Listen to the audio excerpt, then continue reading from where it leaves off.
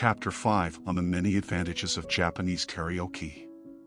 Dinner with Kumiko. She insisted on being called Kumi, and Saito-san, his name was Sohachiro, but she'd gotten used to calling him Gi-san, which means grandpa, had featured a mini-crisis.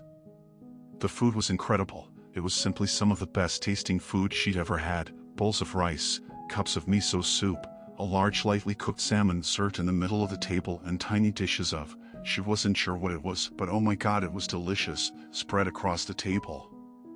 It wasn't the food that had caused an uncomfortable moment, it was Maya sticking her chopsticks straight down in the bowl of rice. Kumi had audibly gasped, and Aji-san laughed out loud as Kumi quickly pulled the chopsticks or ohashi from the rice and placed it sideways, resting on the lip of the bowl. My wife is a little superstitious, Maya-chan, please forgive her, and Maya looked at them both confused. What had she done? Did I do something wrong? She asked sweetly and innocently, directing the question to Kumi. Daijobu, it's okay Maya, just please rest your hashi on the bowl. Never in the rice like that, followed by some rapid banter between the old married couple that ended with them both laughing. She was trying too hard to catch the words, and by the time she caught one or two words, they were done talking. Maya was beginning to doubt she'd ever be able to speak Japanese.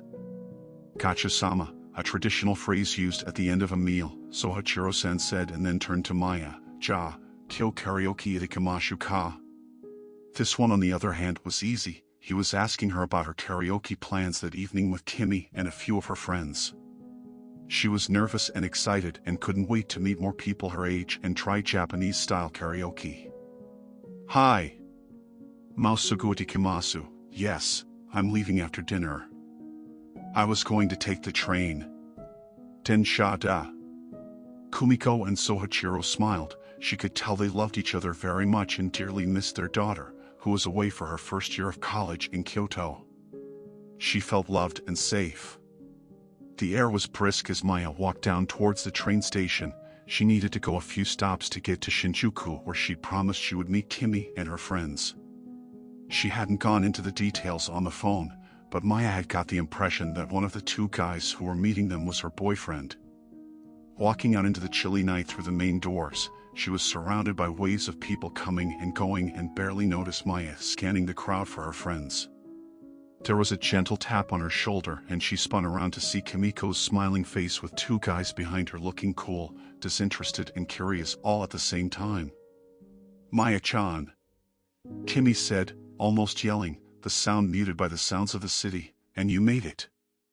Let me introduce you to my friends, and she turned to face the guys with a wave of her hands.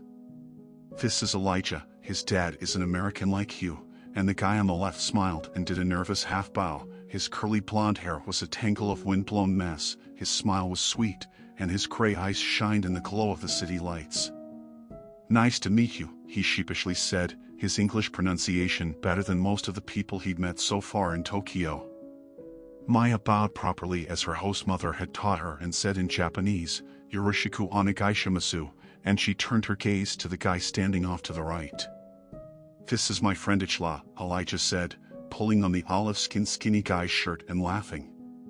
Ichla looked at Maya and smiled, and she could see he was nervous around people and probably had to get dragged out of the house to come along. Or at least that's how it seemed to Maya. His surprisingly deep voice spoke up as he met Maya's gaze with a smile. Really nice to meet you, Maya. Hope we aren't too much of a third wheel for these two, and Elijah shot a look back at his friend. Hey, he complained. The only reason you invited me is cause Kimi said you needed a friend to come along, Ichla said, pushing back at Elijah. You didn't tell me Kimi's friend was an American girl. He turned to Maya. You are American, right? He asked, slightly embarrassed for assuming, but she did look like an American from all the American teen movies he'd seen on Netflix. Is it that obvious? Maya asked suddenly, way too self-aware for a moment. While she was an American, she thought to herself. Before he could say a word, Kimi grabbed Maya and Elijah's arms and pulled them into the crowded foot traffic surrounding them, and Ichla followed as they made their way down the sidewalk with Kimi confidently leading the way. The entrance to the karaoke palace was all glittering glass with a soft undertone of house music and excitement. They waited in line behind another group of 4 who were talking the excited talk of old friends. Maya looked around, taking it all in, and almost didn't notice when Kimmy turned around with a red basket that had 2 microphones sticking out and a plastic pill slip. "Itikimasu. Let's go," Kimmy said, and they made their way down the carpeted hallway surrounded by numbered rooms. Kimmy counted them out loud: Juichi, Juanai, Chuyan, Ada, Chukyu. Number 19, she finished in English, grabbed the door handle, and they stepped into the dark, black light-filled room, Elijah's smile suddenly glowing bright in the purple glow, and a disco ball cast black light stars across the walls.